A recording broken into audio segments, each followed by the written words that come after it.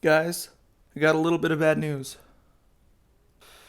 The day that I'm recording this, I just decided to check my recommended page, and what's the second video that comes up?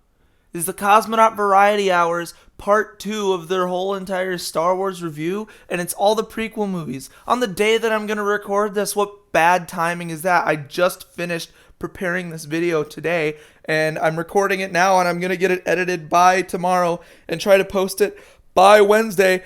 And it's not going to happen very well because even if I get it out, it seems like I'm copying Cosmonaut Variety Hour. But you know what?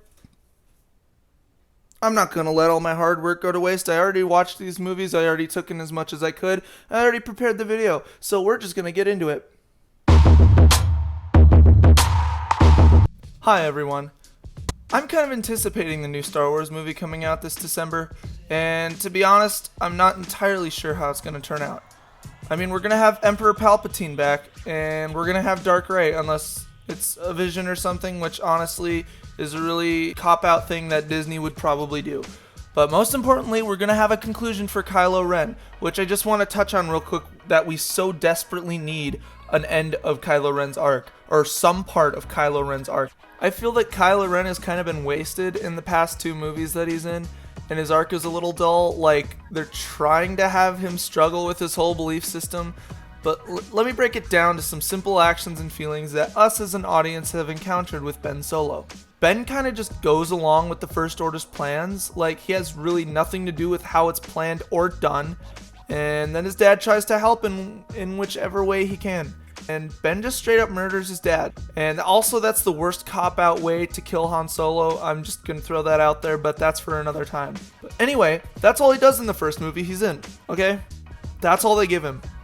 But in the second one, let's see, he has this force connection with Rey that he keeps connecting back and forth to her, and they keep talking. He almost kills his mom. He opens up to Rey about how Luke almost killed him. He has a few temper tantrums. He kills his ruler and fights with Rey so that they can get out of there. But then he tries to persuade Rey to join him in ruling the galaxy, but they make it seem like he doesn't really want to. Then he pronounces himself Supreme Leader, and he tries to kill Luke, literally would have if Luke were even there. All this shit just makes Ben's character even more confusing. They keep ending these movies with him being all evil, and then the next one they're like, oh, we tricked you. He's actually struggling, but in actuality they can't decide on a decent story for his potential, which he has a lot of. But this is all just my fears for this movie, and to visit the worst of these movies, that's right, I'm going over the prequels. And I hope you guys enjoyed this video, because if it sucks, then my suffering was all for nothing. Let's get into this. Alright, we have to start with my least favorite, and probably everybody else's least favorite Star Wars movie of all time, The Phantom Menace. There's just so much here that doesn't connect with the other movies in the franchise, or even the other prequels that succeed it. And it definitely doesn't work as its own movie, because it's really boring. But I'm just going to talk about the far and few things I like about this movie, and by the way, I'm going to do these as quick as possible because enough people talk about these movies, and I'm not going to go through the whole spiel. If I'm being honest, there are only a few things that I like about this movie, but even saying that is kind of pushing it. I like Qui-Gon, and he's a pretty cool character, and I'll get into why in just a minute. There's a certain reason, don't worry. But I also like Darth Maul. He has a really cool lightsaber, and he just looks badass. That last fight scene was by far the best part of the movie. There isn't really much in this movie alone to like this character though, but definitely in Clone Wars. So I can't actually include that in this because that's Clone Wars and this is Phantom Menace. But last but not least, I like the relationship between Obi-Wan and Qui-Gon, even though they really don't touch on it that much. This is kind of the start of what bleeds into the rest of the prequels and the main parts that I like for those. So there's something special there that I can and will explain in just a second, but first a word from our sponsor. So I kind of lied a little bit earlier. The reason why I like Qui-Gon and I like his relationship with Obi-Wan are very closely related, so I'll change up the order that I listed them just a bit. Qui-Gon is this great Jedi Knight that is a lot more religiously oriented than most of his counterparts, and I think that's something really special that these Jedi in the prequels. Qui-Gon knows that everything he does, he should be thinking about how it affects him as a Jedi rather than some part of a political group or militia. And I will be honest, I think Yoda thinks like Qui-Gon, but most everyone else on the council thinks of their decisions as purely diplomatic. Keep in mind, I don't fully dislike this. It's not really shown in this movie nearly as much as the other two, so I'm going to save it for later in the video. My point is, Obi-Wan questions Qui-Gon sometimes when it seems like Qui-Gon is going to defy the council even just a little bit. And the few times Obi-Wan says something like this, Qui-Gon just kind of says, the council's motives aren't always exactly as they should be, even if the outcomes are the same.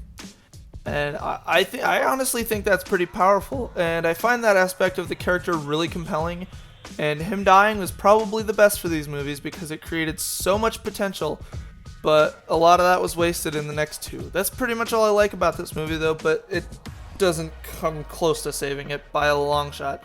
So it's just incredibly uninteresting and really annoying, but like I said, you guys already know that. I forgot to rate Hobbs and Shaw, by the way, but that's something I want to start doing. So, The Phantom Menace, 2 out of 10, extremely disappointing. Now this is pod racing. Attack of the Clones is kind of like a really foggy dream. Like, most of the shit that happens in this movie could honestly be scrambled around and still make sense.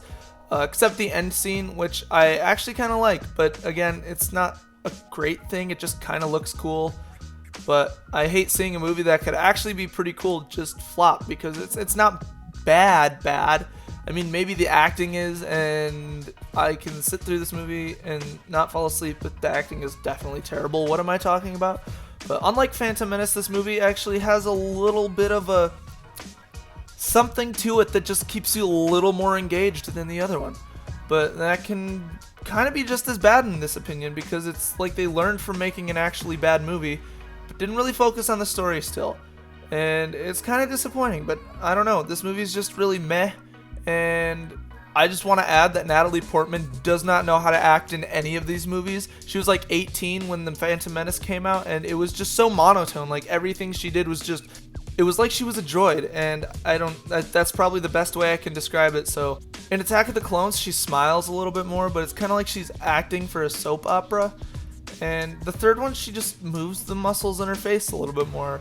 But her, along with a lot of other characters, don't react how anyone would ever react. So anyways, she just kind of talks with Anakin a lot in this movie, while other people are just screwing around until they somehow end up at the arena.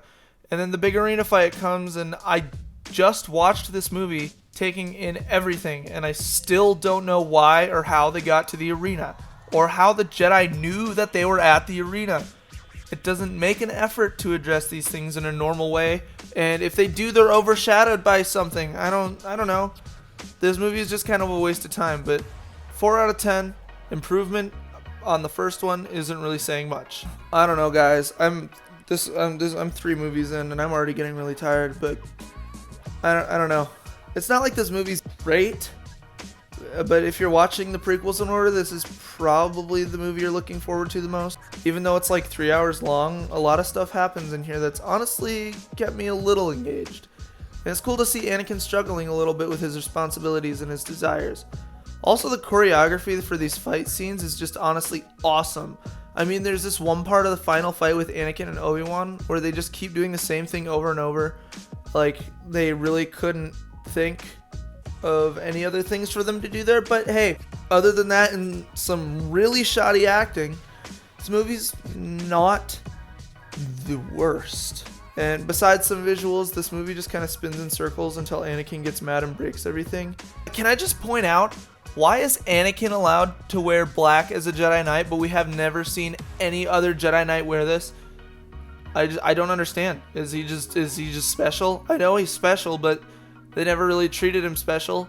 I don't know. I thought the ending of the movie was great, but in all honesty, that may have just been my relief that it was over. So that's my review for these 3 movies and what I like about them. And I'm going to do the original trilogy next, and for sure get those out before I see episode 9, don't worry. I'll probably see episode 9 sometime next week. And yes, as soon as I see it, I will make a very brief video on what I thought of it as soon as I can, probably that night, just to get it out of there. But real quick, I'm going to say a couple things about Rogue One and Solo. We're going to do a lightning round. Rogue One was really boring and had no interesting characters. The whole time you knew that the characters had to die for the sake of continuity, and even if they didn't, the story didn't give you much of a reason to connect with them anyway. 4 out of 10, too predictable and unengaging. Solo is essentially a multi-million-dollar nod to anyone whose favorite character is Han Solo.